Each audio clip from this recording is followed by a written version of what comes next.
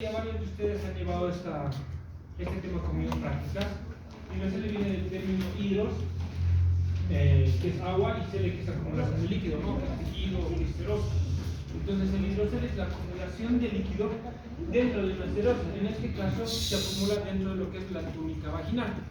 Es importante en esta patología, y es importante que ustedes sepan, que el testículo tiene 6 capas. Dentro de estas 6 capas, tienen que conocer que tenemos la piel, el dartos, la fascia espermática externa, la túnica, el músculo cremaster, la fascia espermática interna y la túnica vaginal.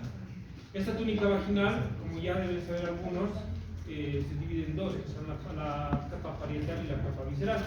¿Qué es la que nos interesa, no?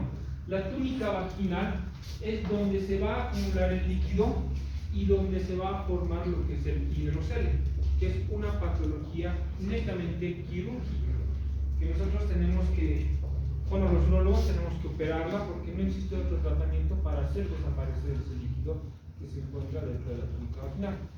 ¿Cuál es la etiología?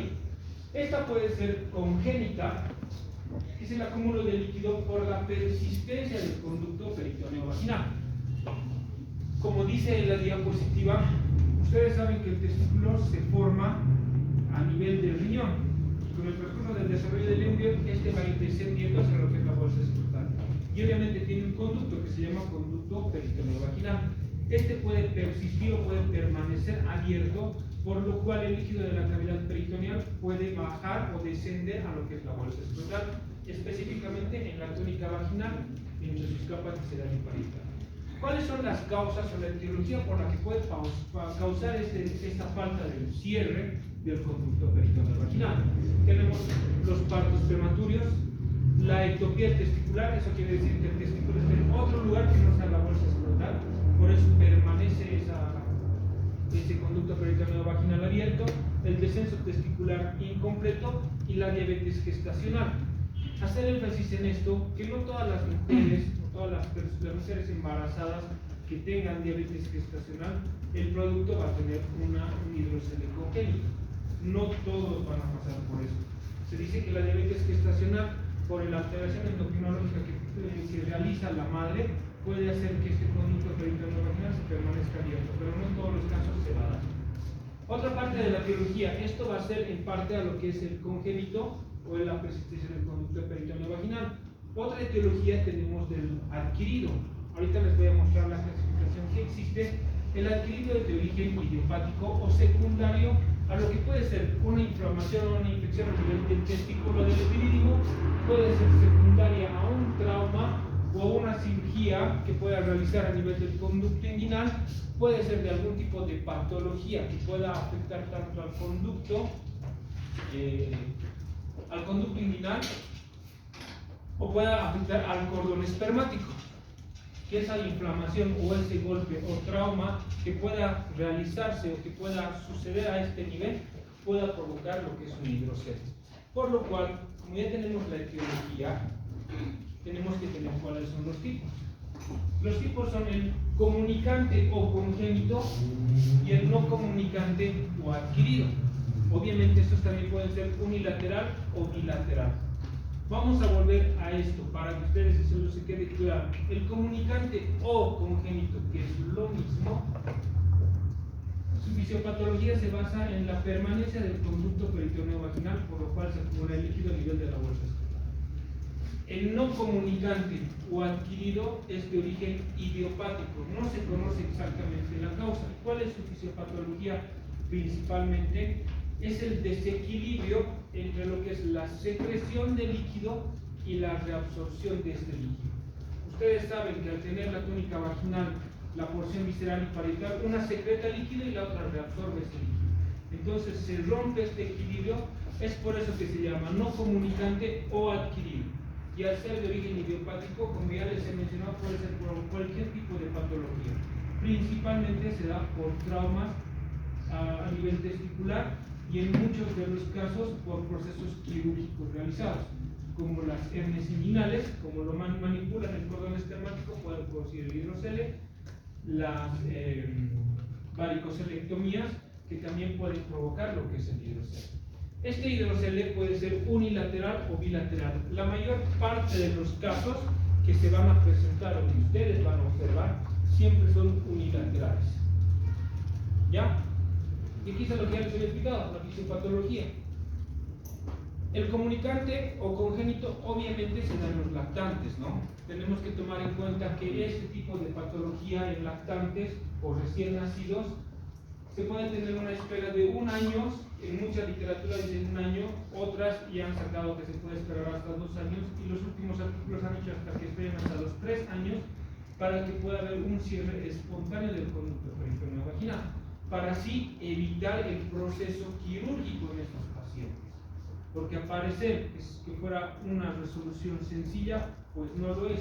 Tenemos que cerrar el conducto peritoneal vaginal desde arriba hasta la parte inferior y eso puede traerle complicaciones posteriores a pacientes, por lo cual se tiene que tener un tiempo prudente de espera. La mayor parte de los artículos y los libros te dicen que esperes hasta 2 años para que esto se cierre de forma espontánea. Y como ya les dije, el desequilibrio que existe entre lo que es la túnica vaginal, que es la principal causa, ¿no? La túnica no de absorción y la secreción de líquido a nivel de la túnica vaginal. ¿Cuáles son los síntomas? Aquí hay varios que están, pero el hidrocele frecuentemente es asintomático, no presenta dolor ni ningún tipo de molestia. ¿Dónde empiezan las molestias o dónde acude el paciente? Lo que les estoy diciendo últimamente a ustedes en clases o en prácticas. Siempre separen lo que siente, que son los síntomas, de los signos que tienen. Este tipo de pacientes va a acudir a su consultorio por los siguientes síntomas. Pesadez a nivel testicular. Va a sentir que uno de sus 2 testículos está más pesado. Aumento de tamaño del testículo. Va a notar obviamente la diferencia entre uno y el otro de los testículos, va a diferenciar el tamaño y es por eso que va a acudir a su consulta. Además, la incomodidad para la deambulación y hasta la incomodidad para las relaciones sexuales que este paciente pueda tener, si es un paciente con su vida sexualmente activa. Esos son los principales factores por los que va a acudir a su consulta.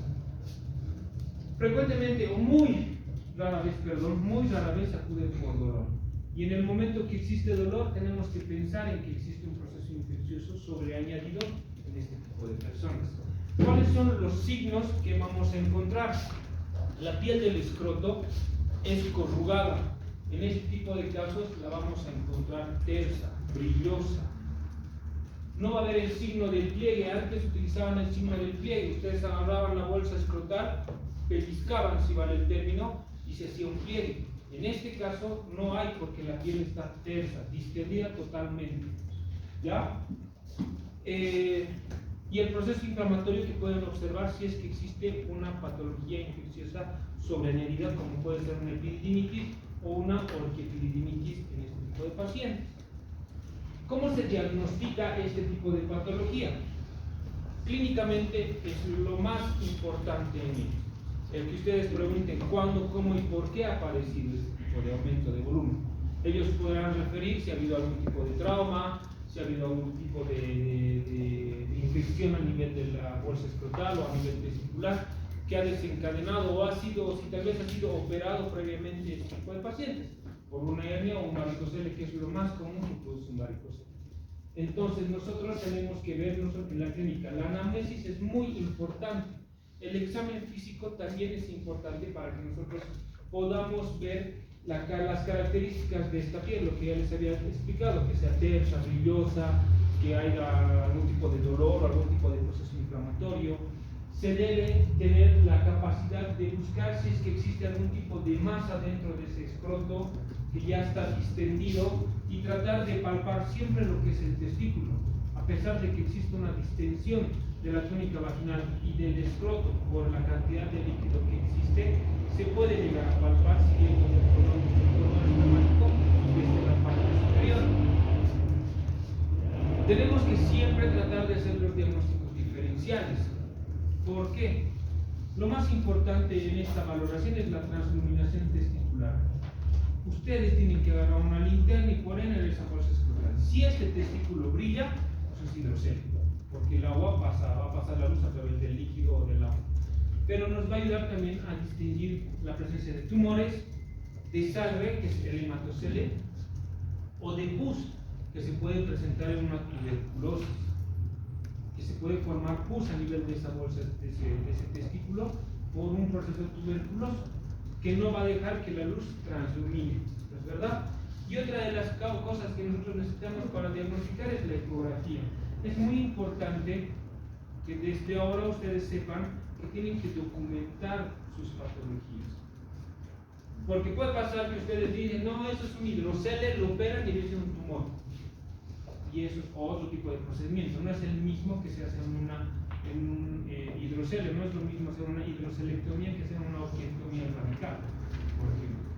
Entonces tenemos que hacer una ecografía para ver si es que no existe una orquiepididimitis por el aumento de volumen y además que presenta un hidrocele, si es que no existe la presencia de sangre, un hematoma, un coágulo, procesos inflamatorios, procesos tumorales, que no tenga una hernia inguinoescrotal, este tipo de pacientes, porque puede ser intestino lo que está realmente en la bolsa escrotal, por una hernia que pueda presentar este tipo de pacientes, por lo cual la ecografía escrotal es muy importante para que lleguen a documentar sus pacientes y puedan hacer un tratamiento adecuado. No se olviden que tienen que seguir de los pasos. En la actualidad hay más allá de la negligencia, hay mucha dejadez de la parte médica en la cual sobreentendemos que puede tener una patología y queremos actuar rápido. La gente no entiende eso, la gente busca cualquier cosa para perjudicarnos. Entonces, sigan esto, la parte clínica, una anamnesis, una buena inspección, una buena palpación, una buena revisión, hagan una ecografía, hagan la transluminación y van a poder diagnosticar fácilmente lo que es un hidrocele. Como ya les había dicho, espontáneamente el hidrocele congénito se puede resolver hasta los 2 años en la mayor parte de los casos. Pero algunos artículos dicen que pueden esperarse hasta los 3 años como una norma para que pueda hacer un cierre espontáneo del conducto peritoneal vaginal. ¿Ya? Se debe normar o se recomienda hacer una cirugía en este tipo de pacientes cuando existe un aumento de tamaño muy considerado del hidrocele, ¿ya? Y cuando las molestias son muy altas en este tipo de pacientes. Estamos hablando de lo que es el hidrocele congénito, que puede comprometer la funcionalidad de ese testículo. Ustedes entenderán que si existe una persistencia del conducto peritoneo vaginal, también puede haber descenso de intestino, que puede llegar a comprimir el testículo y obviamente ir comprimiendo o alterando el desarrollo testicular, el desarrollo celular a nivel del testículo, produciendo alteraciones funcionales en este tipo de pacientes.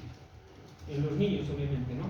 Que no nos vamos a dar cuenta en ese momento, nos vamos a dar cuenta posteriormente. Entonces, si vemos que existe una compresión, que puede existir una compresión circulatoria o una alteración circulatoria, por lo cual va a haber una alteración una alteración en la formación de las células para posteriormente la formación de los espermas, nosotros tenemos la necesidad de operar. Entonces, por eso hay que controlarlo periódicamente cuando tenemos un hidrocele congénito. Cuando tenemos un hidrocele adquirido, lo que principalmente se indica es la cirugía. Se le hace una hidrocelectomía, nosotros abrimos lo que es la bolsa escrotal, que es más o menos así. Tienen el testículo distendido, hacen una incisión, tienen que separar todas las capas. Es por eso que es importante que sepan todas las capas del testículo. Llegar a lo que es la túnica vaginal, que está enfrascando todo lo que es el líquido, abrir, vaciar ese líquido. Esa túnica vaginal ya está distendida, no va a volver a su lugar en mucho tiempo. Y además, que si ustedes suturan otra vez esa túnica vaginal, puede volver a funcionar. ¿Qué quiere decir esto? Que va a volver a secretar, pero no va a reabsorber el líquido, porque esa capa parietal ya no sirve. Entonces, ¿qué es lo que se hace? Se tiene el testículo dentro de la túnica vaginal y se realiza una eversión, que es la técnica de Jabulani, o Jabulani se llama. Se realiza una eversión y se sutura toda la túnica vaginal, sin hacer compresión de lo que es el cordón espermático para no alterar la circulación de este testículo. Si ven la necesidad, se hace un corte de la túnica que ha sobrado, si vale el término, o el remanente, y se lo corta. Esa es una de las técnicas. Existe otra técnica que es la de Lord, que es similar a esta, se abre de la misma forma, se hace la apertura y alrededor del testículo se empieza a hacer un corte con el electrobisturí. Se corta toda la túnica vaginal y se realiza una coagulación simultánea para no hacer suturas ni nada. Es una cirugía mucho más corta y mucho más rápida, pero se corre el riesgo de que se pueda presentar un hematocele. ¿Por qué? Porque posteriormente puede sangrar. Ustedes cierran esa bolsa escrotal y se empieza a hinchar por la presencia de sangre. Y eso es una de las principales complicaciones de esta cirugía, que es la hidrocelectomía. Es el único tratamiento que se debería realizar en este tipo de pacientes. Ahora, han aparecido otros. Les voy a hablar de la escleroterapia. La escleroterapia se hace una confusión con la aspiración. Se aspira todo el líquido y se introduce un líquido esclerosante. Uno de los líquidos esclerosantes que ustedes pueden conocer es la iodopovidona. Eso puede destruir la funcionalidad de la túnica vaginal, obviamente ya inhibiéndola en su funcionamiento y ya evitando la secreción. No se realiza, personalmente nunca lo he hecho porque no tenemos la práctica. Yo no he visto a nadie hacer ese tipo de procedimientos. Un imaginólogo intervencionista supongo que lo podrá hacer por la práctica que tiene con la biología. Y luego lo que antes se utilizaba solamente era la aspiración. En tiempos antiguos, o sea, hace años atrás, se aspiraba, se pinchaba y se aspiraba el líquido. Obviamente se corría el riesgo de que esto se vuelva a llenar, porque no estamos cortando el ciclo de secreción. Sigue la túnica vaginal en su porción visceral secretando líquido constantemente y no hay que lo reabsorba. El hecho de pinchar y aspirar no nos va a solucionar el cuadro, nos va a aliviar al paciente por unos días, meses o años, sí, pero no nos va a dar una solución al problema. ¿Y por qué ya no se usa mucho o ya no se usa este tipo de tratamiento? Es porque se puede infectar la bolsa escrotal, formando lo que es un absceso por las funciones que se le puede realizar al paciente. Entonces, si ustedes en algún momento diagnostican un hidrocele, es bueno que lo dirijan hacia un urólogo para que pueda hacer un proceso quirúrgico. Los hidroceles, tanto en los congénitos como en este tipo del adquirido, se debe operar siempre y cuando exista una molestia muy severa del paciente. Yo tengo pacientes que tienen hidroceles de 5 cc, de 10 cc, obviamente por más de lo que debería ser lo normal, y están tranquilos, no necesitan un proceso quirúrgico. En vano vas a hacer un corte a nivel de la bolsa escrotal, porque debe ser molestoso, ¿no?, para un paciente ser operado a ese nivel, que luego tenga el dolor o el proceso inflamatorio, que tarda más o menos unos 2 meses en volver a la normalidad todas las capas del testículo que hemos lesionado para ingresar, porque el proceso inflamatorio dura mucho tiempo. Entonces, hay que diagnosticarlo de una forma adecuada, seguir todos los pasos que ustedes necesitan saber, y básicamente esto es lo que tienen que saber de lo que es un hidrocele. Más allá de eso, no necesitan, porque ustedes no van a ser urólogos. Ese urólogo algún día lo va a estudiar más y va a poder averiguar más sobre esta patología. ¿Ya? ¿Tienen alguna pregunta sobre el hidrocele? Que no creo, porque es muy fácil.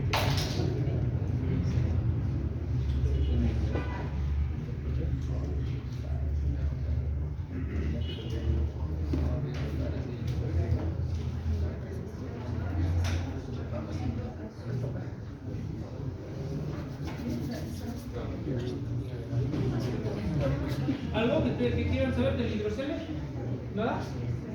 Ahora vamos a hablar del varicocele. El varicocele es otra patología. Estas 2 semanas vamos a hablar sobre patología escrotal. Hoy les voy a dar estos 2 temas porque además son súper fáciles. Ustedes van a poderlos ponerlos en práctica bastante. ¿Qué tenemos que saber de lo que es la anatomía del varicocele? Ustedes tienen que saber que las venas espermáticas no desembocan en el mismo lugar. La vena espermática o la vena testicular derecha desemboca en la vena cava inferior y la vena espermática o testicular izquierda desemboca en lo que es la vena renal izquierda, como se ve aquí. ¿Y por qué tenemos que saber esto? Porque gracias a esa distribución o a esa desembocadura de las venas se presenta el varicocele más en el lado izquierdo que en el lado derecho. ¿Ya? Tenemos que saber anatómicamente que el testículo tiene un plexo pampiniforme anterior y un plexo pampiniforme posterior, que son los que van a drenar la sangre del testículo que le llegue. Y también tenemos que saber que tenemos 3 arterias que llegan al testículo, por lo cual la congestión de la sangre o el aumento de circulación hacia el testículo es una de las principales causas para producir varicocele. Sabemos que las arterias que irrigan el testículo son la arteria deferencial, cremastérica y testicular, ¿no es verdad? Entonces esas 3 arterias nos dan de que existe una congestión venosa en la sangre, no en todos los pacientes, obviamente, pero sí es uno de los factores por los cuales se puede presentar lo que es el varicocele. Es como aquí vemos la arteria testicular, vemos el plexo pampiniforme, el conducto deferente que se encuentra dentro de lo que es el cordón espermático y el epididimo, que es lo que más nos interesa por los procesos inflamatorios que también se pueden manifestar. El cordón espermático, como está ahí, está compuesto por esas 3 cosas: plexo pampiniforme, la arteria testicular, el conducto deferente, que nos interesa porque en un proceso quirúrgico nosotros podemos lesionar la arteria quitando la irrigación al testículo y haciendo una de las complicaciones más severas, porque tendríamos que hacerle una orquiectomía a este paciente. Y está el conducto deferente, que también para nosotros es muy importante, porque si nosotros lesionamos o ligamos o cortamos este conducto deferente, el paciente ya no va a poder tener descendencia. Entonces es importante que conozcamos lo que es el conducto deferente. Entonces, ¿qué es la definición de lo que es un varicocele? Es la dilatación y la tortuosidad anormal del plexo pampiniforme anterior o interno del cordón espermático. ¿Ya? La epidemiología nos va a llevar a pensar o nos va a llevar a ver que existe una incidencia del 10 a 15% que se presenta en la población en general. Y de este 10 a 15% que se presenta, el 30-40% tiene una esterilización o una esterilidad primaria y un 80% una esterilidad secundaria. ¿A qué se refiere esto? A que la primaria es que realmente desde que han nacido han presentado una alteración a nivel de la circulación, que ha hecho una mala formación a nivel de las células receptores de Leydig, por lo cual este paciente ha presentado o es estéril desde que ha nacido. Y la secundaria se da por la congestión venosa. Ahora lo vamos a hablar de que posteriormente, mientras van creciendo las personas, bueno, los varones en este caso, al realizar esfuerzos o por los fenómenos que les voy a mencionar en este momento, por insuficiencia valvular, por aumento de la presión testicular, por aumento de la circulación o irrigación a nivel del testículo por las arterias, puede haber presentado varicocele, y eso le ha llevado a una esterilidad que se presenta en un 80% en los pacientes que realizan trabajos donde realizan mucho esfuerzo, pueden hacer que las venas se empiecen a dilatar, produciendo un mal funcionamiento de las células de la misma forma. Entonces, ¿cuál es la etiología? Tenemos que tomar en cuenta claramente de que el 90% del varicocele, de todos los casos que se presentan, el 90% se encuentra en el lado izquierdo. Y el otro 10% se distribuye en lo que es de forma bilateral o en el lado derecho. ¿Ya? Antes de avanzar con lo del lado izquierdo, todas estas causas también se pueden manifestar o se pueden presentar en el lado derecho, excepto esta, que es la desembocadura en la vena renal izquierda y la del fenómeno de cascanueces que les voy a explicar ahorita. Pero cuando ustedes vean, si en algún momento tienen la oportunidad de diagnosticar un varicocele del lado derecho, tienen que sospechar en una masa tumoral, porque como la vena espermático-testicular derecha desemboca directamente en la cava, no existe nada que haga una compresión o que altere la presión a nivel de esa vena, produciendo el varicocele. Pero si nosotros sospechamos, la principal sospecha tiene que ser un tumor intraabdominal que está haciendo la compresión a nivel de la vena testicular, por lo cual tienen que solicitar una ecografía de rastreo abdominal para descartar esta patología. Porque estas causas también se van a ver o se van a observar en lo que es el varicocele derecho. Entonces, volvemos a ver.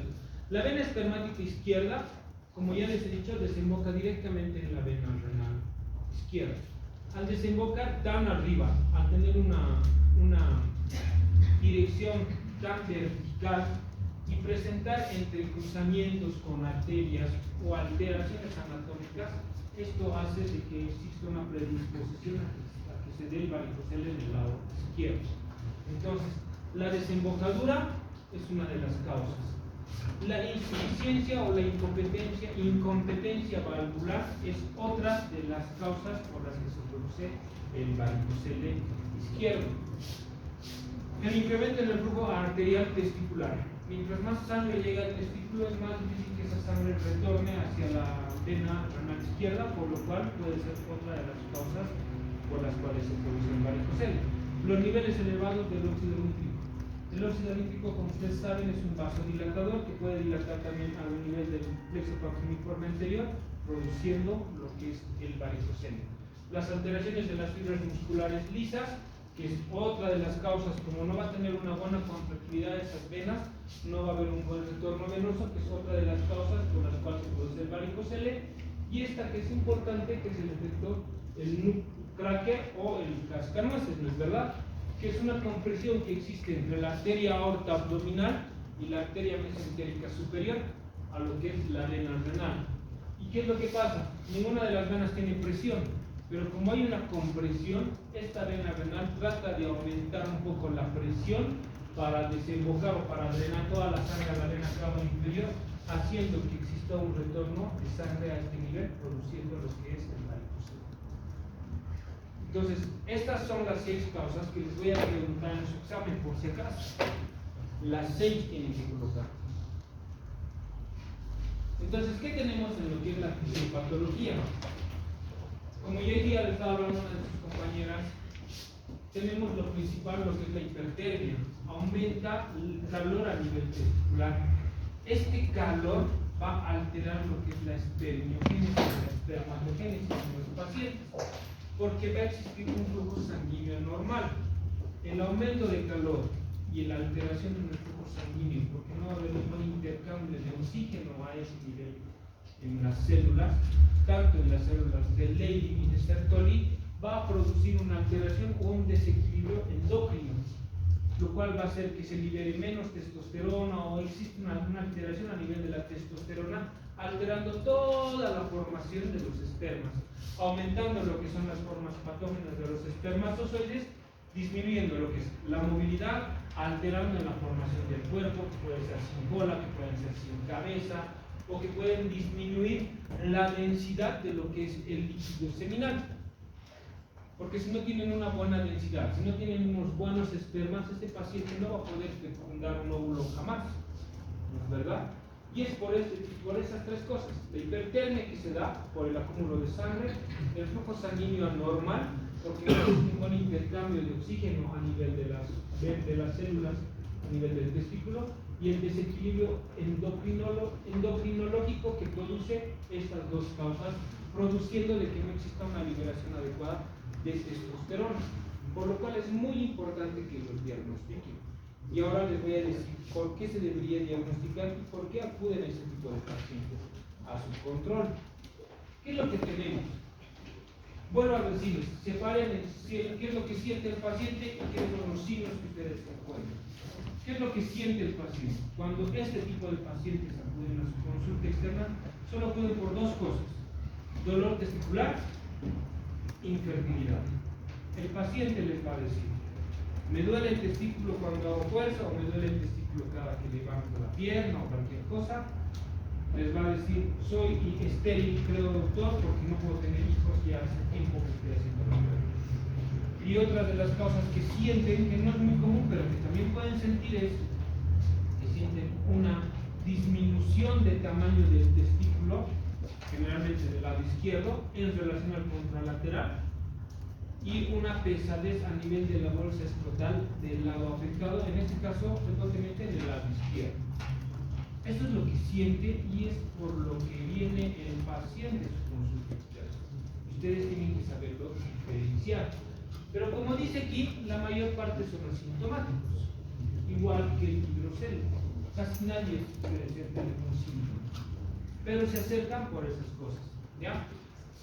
Cuando ustedes revisen al paciente, tienen que buscar la consistencia en bolsa de gusanos, ¿verdad? Que la bolsa escrotal tenga esa forma, como si hubiera unos gusanitos dentro de la bolsa escrotal. ¿Ya? Tienen que tener un dolor punitivo. Ustedes hacen la digitopresión, apretan, hacen una compresión y el dolor es demasiado intenso en estos pacientes. A pesar de que no hayan tocado el epidídimo, a pesar de que no hayan hecho mucho esfuerzo ni nada, pero apretan un poco o hacen una digitopresión y puede haber dolor en ese testículo. La pesadez testicular. Al evaluar a estos pacientes, ustedes tienen que tenerlos a la altura de los ojos, tienen que hacerlos parar sobre una gradilla, sobre una silla, como ustedes quieran, y tener los testículos al mismo nivel. Y con las dos manos tratar de ver si es que existe alguna diferencia en el peso de los testículos, para ver si es que existe una pesadez testicular. La atrofia testicular, como hemos dicho, existe una alteración en la circulación, por lo cual va a haber una disminución de tamaño significativa en el testículo afectado, produciendo, además de una atrofia, una asimetría testicular. ¿Ya? Le van a hacer algún tipo de esfuerzo, como la maniobra de Valsalva, a este tipo de pacientes, y el dolor va a empeorar, se va a exacerbar. Solo mejora este tipo de dolor, como dice, al acostarse. Y la dilatación venosa se puede dar también al caminar, que es lo que ustedes tienen que preguntarle a su paciente. ¿Qué debemos ver en el examen físico? Nuevamente les digo las dilataciones que tenemos que observar, la dilatación de los ramos venosos. Tenemos que hacer una exploración bimanual y lo más importante para determinar los grados de varicocele que puede observar. Ustedes ya saben que existen cuatro grados de varicocele. Uno que es el subclínico, que se lo diagnostica solamente por una ecografía. Otro que es el grado 1, que se dice que no se toca y no se ve, o no se palpa, no se ve. Pero la maniobra de Valsalva sí se puede tocar. El grado 2 es no se ve, se toca. Y a la maniobra de Valsalva se ve. Y el grado 3 es visible y es palpable sin maniobra de Valsalva. ¿Qué es la maniobra de Valsalva? Es un aumento o un incremento de la presión a nivel abdominal, lo cual va a producir una dilatación a nivel del tramo venoso, a nivel testicular. ¿Qué más deberíamos realizar? Los exámenes complementarios importantes en este tipo de pacientes es una ecografía Doppler para ver la dilatación y el diámetro de los tramos venosos. Y es muy importante que ustedes les pidan espermograma o un recuento espermático. A todo paciente que ustedes revisen con varicocele se le debe pedir un recuento espermático y una ecografía Doppler. ¿Ya? Pueden hacerle una fluorografía espermática para ver si existe, como aquí no se ve la imagen, se lo va a pintar todo, van a tener una radiografía, pero que ya no se utiliza en la actualidad porque la ecografía Doppler nos ha dado el diagnóstico y nos da el grado en el que se puede ubicar este varicocele, si es que realmente necesita o no un proceso quirúrgico. Pero nunca se olviden de que cuando vean un varicocele o alguien les consulte por un varicocele, pidan lo que es un espermiograma o un recuento espermático, ¿ya? Para que puedan direccionar a estos pacientes y le puedan realizar un tratamiento lo más adecuado posible. ¿Cuál es el tratamiento que se debe realizar? En este sí podríamos utilizar el tratamiento no quirúrgico, porque no todos los pacientes con varicocele se operan. El varicocele, chicos, solo se opera por dos causas, obviamente por la infertilidad y por el dolor testicular que va a presentar este paciente. Por otro tipo de cosas no se opera, no se debería operar si es que no tiene una alteración a nivel de los espermatozoides y si es que no presenta dolor. También se puede utilizar el tratamiento no quirúrgico, realizar lo que es una embolectomía de las venas. Se puede utilizar lo que es la escleroterapia también, igual mediante una ecografía, hacia las venas, esclerosante para que estas dejen de funcionar, pues se taponen, se van el término o se sequen ahí. Y el tratamiento quirúrgico, que también es certificado para realizar este tratamiento, se les realiza realiza una varicocelectomía. Existen varias técnicas, la técnica inguinal, subinguinal y suprainguinal. La más utilizada en la actualidad es la subinguinal, que se llama la de Marmar. Esta técnica de Marmar se hace una incisión pequeña de unos 3 a 5 centímetros, se expone lo que es el cordón espermático como se la ve acá y se empieza a diseccionar lo que son los tramos venosos. La técnica de Marmar se utiliza mucho porque han determinado que cuando hacían la inguinal o la suprainguinal, que se llama la de Ivanovsky-Palomó, este tipo de técnica ha hecho de que como se secan las venas en la parte superior, la parte que más se acerca al testículo se vuelven a llenar de sangre y produce dolor posteriormente. Entonces es mejor hacer la sección o la sección de las venas o de los tramos venosos lo más cercano a lo que es el epidídimo o al testículo, para que no se llenen de sangre las que ya las han dejado, sin dejar ningún tipo de resto o ningún tramo venoso, para que no les produzca dolor posteriormente. También en la actualidad se hace lo que es una varicocelectomía laparoscópica, que se tiene que utilizar con 2 puertos, bueno, 3 por el ombligo también, para ver lo que es por la cámara, 2 pinzas y hacer el quemado de lo que son las varices a nivel del pulmón. ¿Ya? Entonces, que se les quede claro que cuando se opera o cuando se opera esto es cuando hay alteraciones a nivel del espermiograma o alteraciones por esterilidad en el paciente y la presencia de dolor que no puede ceder con ningún tipo de analgésico o ningún tipo de tratamiento. ¿Ya? Básicamente es eso. ¿Alguna pregunta? ¿Algo que quieran saber de varicocele? Eran cortitos ustedes, ¿han hecho sus resúmenes? Sí.